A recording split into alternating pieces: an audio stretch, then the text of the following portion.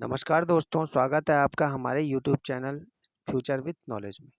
दोस्तों आज हम उत्तराखंड जिला सीरीज़ के क्रम में देहरादून को देखने वाले हैं और देहरादून से जुड़े हुए हम महत्वपूर्ण तथ्यों को देखेंगे। साथ ही साथ हमने कुछ प्रश्नों को भी यहाँ पर आपके लिए रखा है जिससे कि आपका रिवीजन भी हो और आपको अंदर एक पॉजिटिविटी भी आए कि आपको इनके आंसर आ रहे हैं। तो आज का सेशन शुरू करते हैं दोस्तों। पहला फैक्ट, देहरादून बाह्य तथा मध्य हिमालय के मध्य स्थित है। 1817 में देहरादून को जिला बनाकर मेरठ मंडल में शामिल किया गया। देहरादून नगर पालिका को 9 दिसंबर 1998 में उच्चीकृत कर नगर निगम बनाया गया।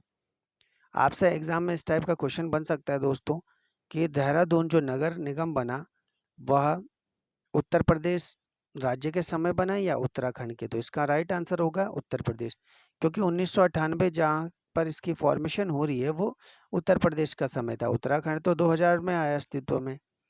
अगला फैक्ट दोस्तों, 1699 में पंजाब से आए गुरु राम राय ने यहाँ झंडा दरबार गुरुद्वारे की स्थापना की। तो झंडा दरबार या झंडा गुरुद्वारे की स्थापना किसने की? गुरु राम राय ने की।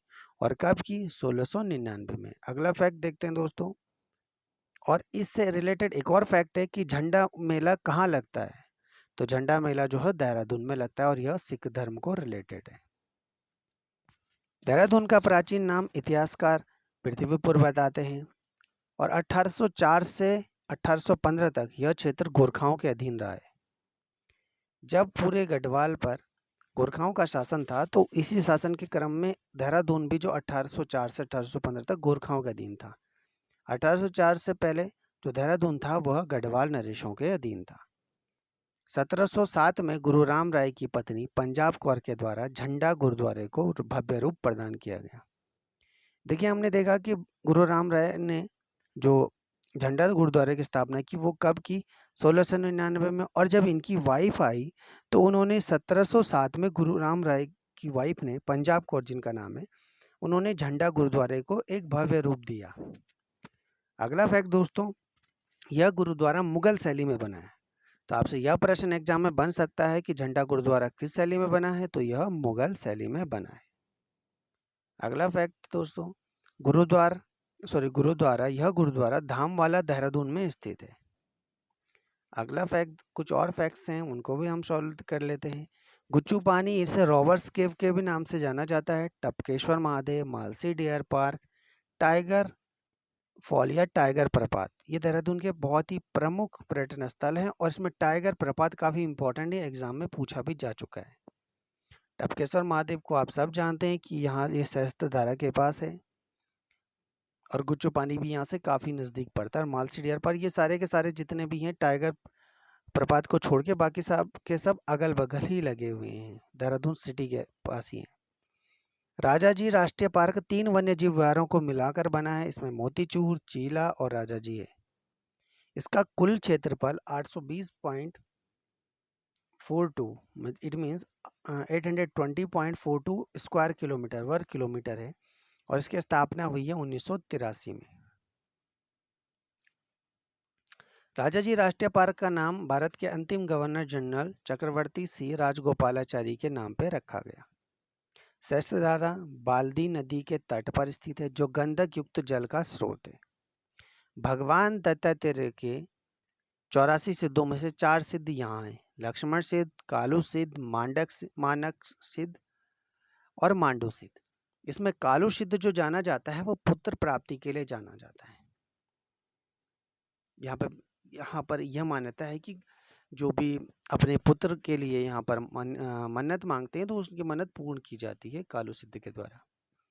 कालसी यमुना नदी के दक्षिणी भाग पर स्थित है।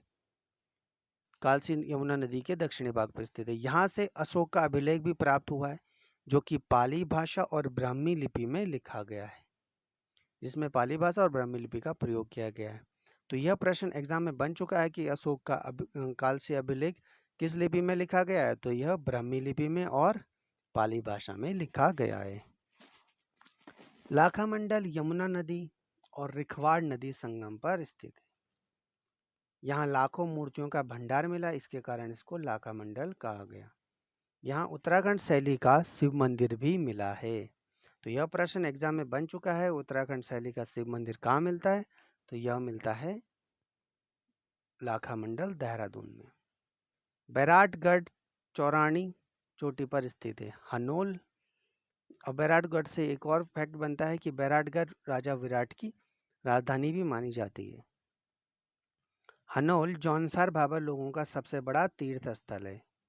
यहाँ महासू देवता, जो कि जौनसार भाबर के सबसे बड़े देवता हैं, उनका सबसे बड़ा मंदिर यहीं पर है, हनोल में। काणासर, देववन, रामताल गार्डन आदि यहाँ के प्रसिद्ध स्थल हैं। ये देववान हो गया दोस्तों, यह देववन है। और इसमें काणासर बहुत इंपॉर्टेंट फैक्ट है, ये एक लेक के रूप में है। अब दोस्तों कुछ प्रश्नों को सॉल्व कर लेते हैं। अभी तक हमने कुछ इंपॉर्टेंट फैक्ट्स को देखा है। अब देखते हैं कि हमने उन प्रश्नों के सॉल्यूशन कितना कर पाते हैं हम इसको पढ़ने के बाद या इस सेशन को देखने के बाद। राजाजी नेशनल पार्क किन वन्य जीव विहारों को मिलाकर बना है? तो यह बना है दोस्तों मोतीचूर, चीला व राजाजी को मिलाकर। और मोतीचूर जो वन्यजीव अभयारण्य था, यह हरिद्वार के अंदर था। चीला जो है पौड़ी के अंदर है, और राजाजी देहरादून और चीला के साथ, देहरादून और पौड़ी के साथ है। और राजाजी नेशनल पार्क से एक और क्वेश्चन बन सकता है कि यह कौन से वन्य जीव को संरक्षण, यह हाथी को संरक्षण प्रदान करता है। इसकी स्थापना 1883 में हुई और इसका क्षेत्रफल 820.42 स्क्वायर किलोमीटर है। अगला प्रश्न देखते हैं दोस्तों। देहरादून में चार सिद्ध, कौन से चार सिद्ध हैं? तो इसमें लक्ष्मण सिद्ध, कालू सिद्ध, मांडक सिद्ध और मांडू सिद्ध है। जिसमें कालू सिद्ध हमने बताया था आपको कि यह किस वे में है, यह पुत्र प्राप्ति के लिए प्रसिद्ध है। जौनसार भाबर के लोगों का सबसे बड़ा तीर्थ स्थल कौन है? तो जौनसार भाबर के जो लोग हैं उनका सबसे बड़ा तीर्थ स्थल हनोल है। अगला क्वेश्चन दोस्तों, सहस्त्रधारा किस नदी के किनारे स्थित है? तो सहस्त्रधारा बाल्दी नदी के किनारे स्थित है। टाइगर जलप्रपात कहाँ स्थित है? टाइगर जलप्रपात देहरादून में है। देहरादून में एक जगह पड़ती है चक्राता, उस चक्राता में है। और दोस्तों ये टाइगर जलप्रपात बहुत इंपॉर्टेंट है, ये आगामी एग्जाम के लिए बहुत ज़्यादा इंपॉर्टेंट क्वेश्चंस में आता है। मुझे लग रहा है काफ़ी इंपॉर्टेंट है, हो सकता है कि ये आने वाले ये जो फॉरेस्ट गार्ड है इसी में भी आपको देखने को मिले। लाखा मंडल किन नदियों के संगम पर स्थित है? लाखा मंडल यमुना और रिखवाड़ नदी के संगम पर स्थित है। यह फैक्ट भी अभी हमने देखा है। पृथ्वीपुर कहाँ का प्राचीन नाम है? तो पृथ्वीपुर देहरादून का प्राचीन नाम है। दोस्तों इस तरीके से प्रश्न एग्जाम में बनते रहते हैं, और आपको इस तरीके के जो प्रश्न है इनको अपने खुद सेल्फ स्टडी करें, आप कहीं से भी करें, लेकिन आपका फोकस मेन और मेन पढ़ने पे होना चाहिए। आप जितनी अच्छी तरीके से चीज़ों को प्रिपेयर करेंगे उतना ही आपको अच्छा रिजल्ट एग्जामिनेशन में देखने को मिलेगा। अगला प्रश्न देखते हैं दोस्तों, देहरादून की नगर पालिका को नगर निगम कब बनाया गया? ये मोस्ट इम्पॉर्टेंट प्रश्न है दोस्तों, यह एग्जाम के लिए बहुत ही ज़्यादा इम्पॉर्टेंट है। तो इसका राइट आंसर है 9 दिसंबर 1998। और दोस्तों अब हमने कल से डिसाइड की सोचा है कि कल से आपको, क्योंकि सारे बच्चे जो यहाँ पे पुलिस कांस्टेबल की तैयारी कर रहे हैं, तो उन लोगों ने अभी तक कभी प्रिपरेशन नहीं किया उत्तराखंड के लिए, यूकेएसएससी के जितने भी एग्ज़ाम हैं। तो इसलिए हम ये सोचा जा रहा है कि मैं ये सोच रहा हूँ कि क्यों ना आपको हम कल से उत्तराखंड परीक्षा वाणी के जो लेसन वाइज हैं, चैप्टर वाइज सीरीज दी जाए, जिससे कि आपको आसानी के साथ समझ में भी आए और आपकी प्रिपरेशन अच्छी तरीके से हो। तो दोस्तों आप इस चीज़ को, कल से हम परीक्षा वाणी पर भी फोकस करेंगे और कोशिश करेंगे कि आपको ज़्यादा से ज़्यादा चीज़ें हम प्रोवाइड करा सकें जो आपके एग्ज़ाम के लिए बेनिफिशियल हो।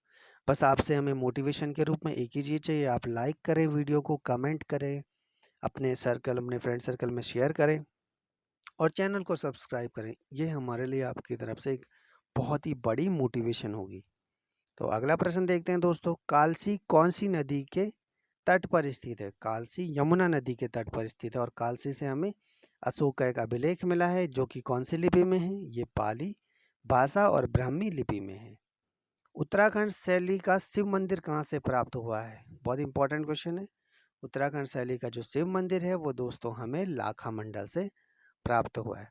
अगर दोस्तों आपको सेशन अच्छा लगा है, वीडियो अच्छी लगी है, तो आप वीडियो को लाइक करना, चैनल को सब्सक्राइब करना, शेयर करना और दोस्तों इसी तरीके से अपनी कंटिन्यूटी में बने रहें। और आई होप जल्दी जितने भी आपके एग्ज़ाम होने वाले हैं उन एग्ज़ाम में आपको सफलता ज़रूर मिलेगी। Thank you.